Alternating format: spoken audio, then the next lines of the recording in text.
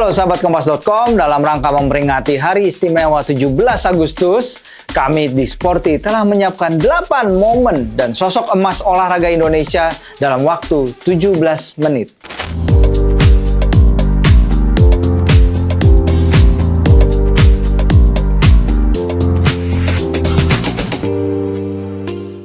Dua dekade telah berlalu, tetapi Olimpiade 2000 masih tercatat di buku sejarah sebagai penampilan terbaik terakhir tanah air dari semua negara Asia Tenggara lain di kancah Olimpiade. Di Sydney kala itu, Indonesia meraih 1 medali emas, 3 perak, dan 2 perunggu.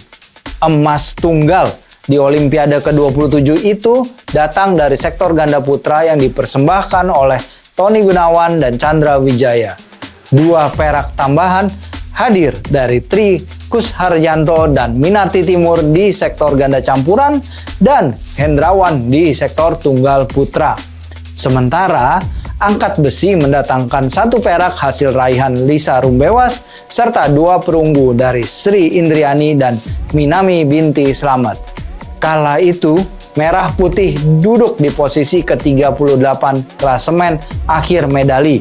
Ini lebih tinggi dari Thailand yang finish di urutan ke-47 dan Vietnam di peringkat ke-64. Kendati masih belum bisa mengungguli negara-negara Asia Tenggara lain setelah itu, setidaknya Indonesia masih menjadi negara Asia Tenggara tersukses di Olimpiade bersama dengan Thailand. Raihan Garuda sepanjang masa adalah 8 emas, 14 perak, dan 15 perunggu. Sementara perolehan Thailand adalah 10 emas, 8 perak, dan 17 perunggu.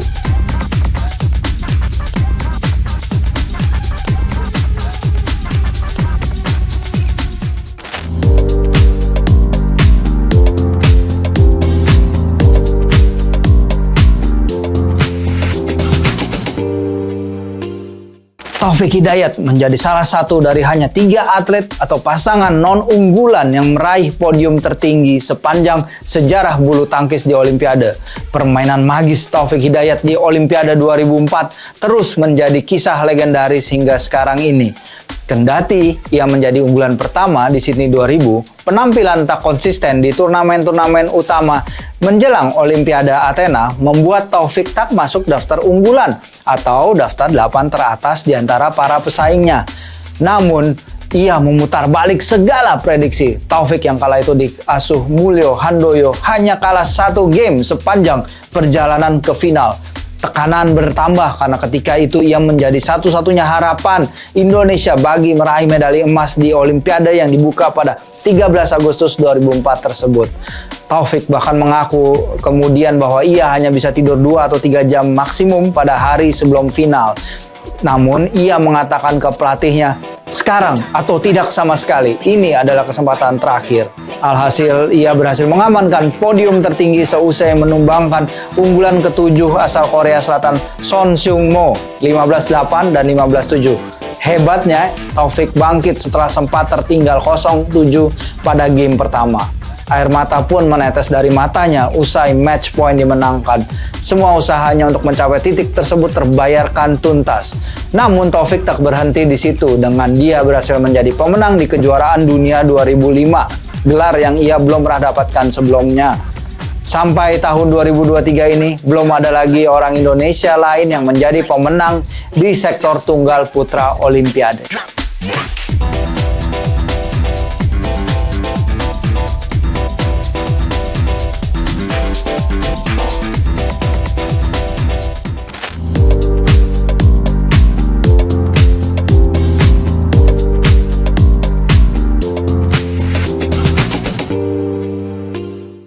Indonesia sangat jarang sekali merayakan keberhasilan timnas sepak bola di level internasional. Oleh karena itu, kemenangan atas Thailand di final SEA Games 2023 menjadi pelepas dahaga sangat luar biasa bagi olahraga paling populer di tanah air ini. Indonesia akhirnya mampu kembali meraih medali emas di sektor putra ajang antar negara-negara Asia Tenggara itu untuk kali pertama setelah 1991. Pertandingan pun berlangsung secara dramatis di Stadion Nasional Olimpik Phnom Penh pada Selasa 16 Mei 2023. Timnas harus melewati tantangan Thailand tim yang selama ini menjadi momok bagi Garuda di semua level. Bahkan dari 23 kali pertemuan sebelum itu, Garuda Muda hanya meraih 5 kemenangan dari tim Gajah Perang. Pertandingan akhirnya dimenangkan Merah Putih dengan skor 5-2 setelah melalui perjuangan 120 menit. Laga berlangsung sangat-sangat dramatis. Timnas U22 sejatinya bisa memastikan gelar ketika mereka unggul 2-0 berkat gol Ramadan Sananta pada babak pertama. Namun, Thailand menyamakan kedudukan secara dramatis pada menit ke-90 plus 7 laga setelah para pemain mengira wasit meniup peluit tanda laga berakhir, sehingga beberapa pemain merayakan selebrasi kepagian. Pertandingan pun memasuki babak perpanjangan waktu dalam kondisi panas dengan pemain-pemain dan staf kedua kubu terlihat kericuhan. Wasit melayangkan sejumlah kartu merah kepada para pemain Thailand dan Indonesia, tapi pada akhirnya Garuda Muda berjaya.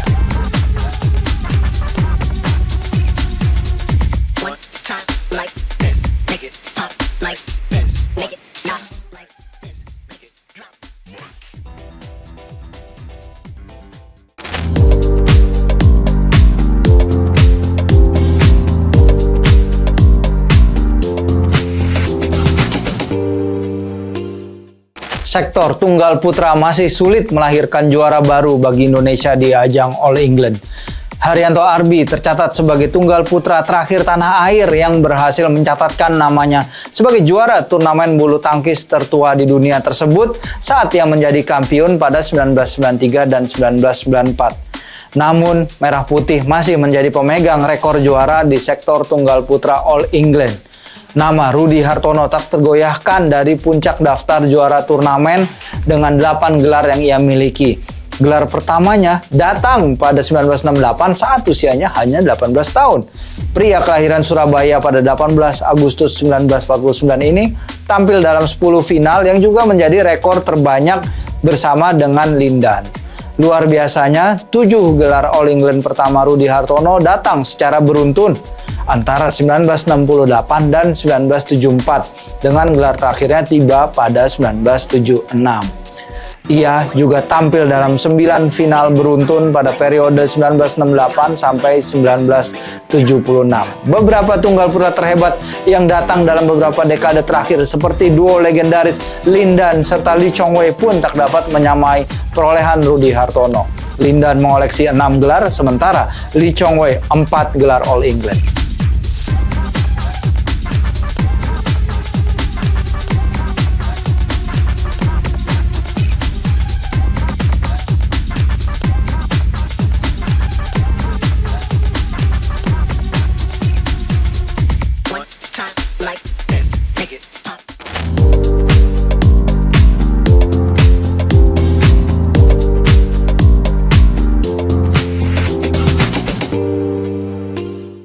Medali perak yang Eko Yuli Irawan persembahkan di cabang angkat besi pada Olimpiade Tokyo Minggu 25 Juli 2021 mengukuhkan namanya di buku sejarah olahraga Indonesia. Karena pada hari itu ia menjadi pengoleksi medali Olimpiade terbanyak bagi Merah Putih. Eko Yuli mempunyai raihan 2 perak dan 2 perunggu. Tak hanya itu, Eko juga mencatat sejarah sebagai satu-satunya atlet asal Indonesia yang mendulang medali dalam 4 penampilan beruntun di Olimpiade sejak pertama berpartisipasi di Beijing 2008. Eko Yuli memenangkan medali dalam setiap partisipasinya di ajang 4 tahunan itu. Ia memenangkan perunggu pada nomor 56 kg di Beijing 2008, perunggu di nomor 62 kg pada London 2012, perak pada nomor 62 kg di Rio 2016, dan perak lagi di nomor 61 kg Tokyo 2020.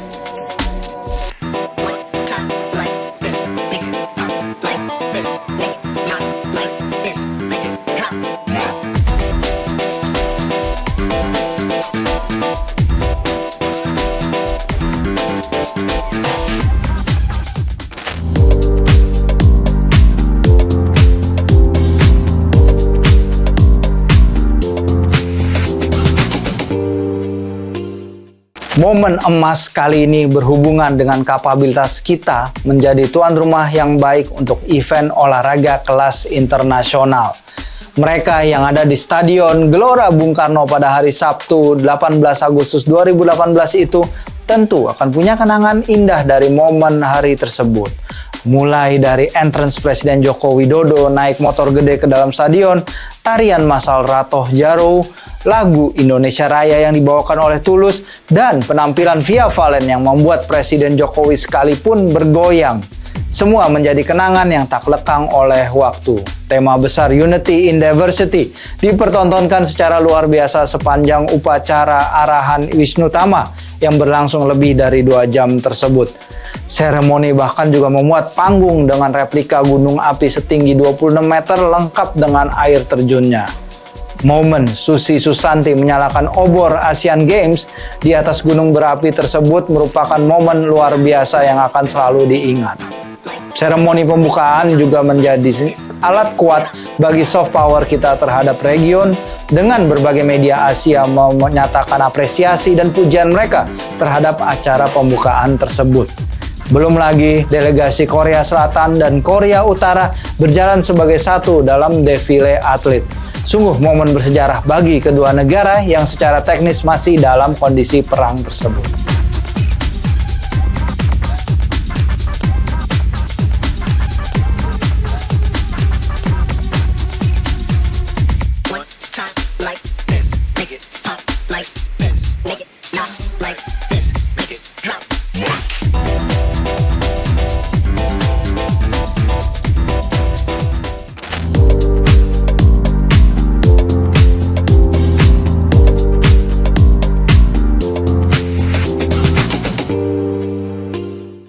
Seoul 1988 menjadi momen bersejarah bagi dunia olahraga Indonesia. Karena pada Olimpiade inilah Indonesia berhasil membawa pulang medali perdana setelah 36 tahun dan 7 kali partisipasi di ajang olahraga dunia tersebut. Medali perak melesat dari cabang panahan. 3 Serikandi Indonesia, Nur Fitriana S. Lantang, Lilis Handayani, dan Kusuma Wardani mengharumkan nama merah putih di podium Olimpiade ke-24 tersebut. Ketiga Serikandi Indonesia asuhan pelatih Donald Pandiangan ini berhasil mengalahkan tim panahan Amerika Serikat dan melahirkan legenda 9 anak panah di lapangan Hwarang di Seoul, Korea Selatan.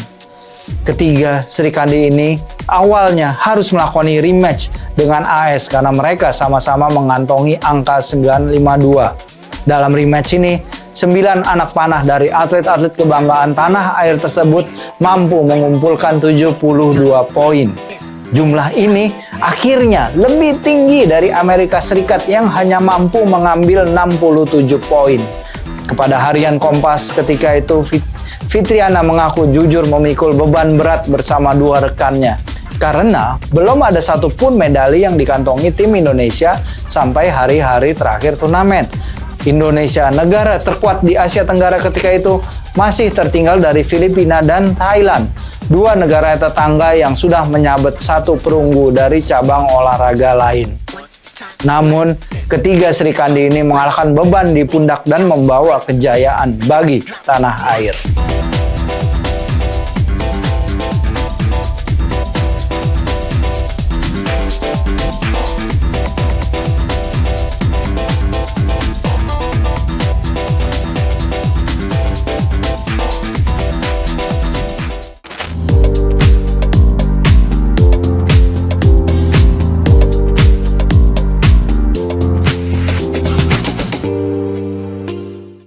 Salah satu momen paling membanggakan bagi rakyat Indonesia adalah kala melihat Susi Susanti berlinang air mata di podium medali tertinggi Olimpiade Barcelona pada Selasa 4 Agustus 1992. Karena ketika itu, untuk kali pertama sepanjang sejarah Olimpiade, lagu kebangsaan Indonesia Raya berkumandang. Susi Susanti berhak menjadi orang Indonesia pertama yang memenangkan medali emas Olimpiade setelah mengalahkan Bang So-hyun asal Korea Selatan.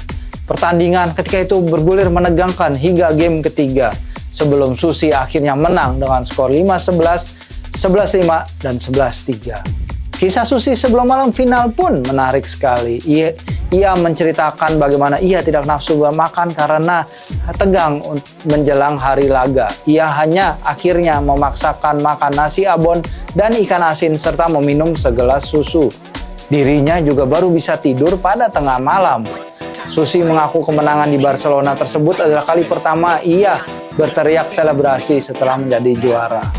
Hebatnya, pencapaian Susi disusul beberapa hari kemudian setelah Alan Budi Kusuma dan Ardi Wiranata menciptakan All Indonesian Final di sektor tunggal putra. Pada akhirnya, Alan keluar sebagai juara lewat kemenangan 15-12, 18-13 untuk menjadi orang Indonesia kedua yang mengangkat medali emas Olimpiade. Padahal, persiapan Alan menuju Barcelona jauh dari spesial ketika Indonesia kalah dari Malaysia di Piala Thomas hanya 2 bulan sebelum Olimpiade. Namun, ia tak berkecil hati apalagi putus asa. Dirinya menjalani latihan tambahan di luar jadwal pelatnas untuk meningkatkan rasa percaya diri dan kemampuannya. Akhirnya perjuangan dia pun terbayarkan.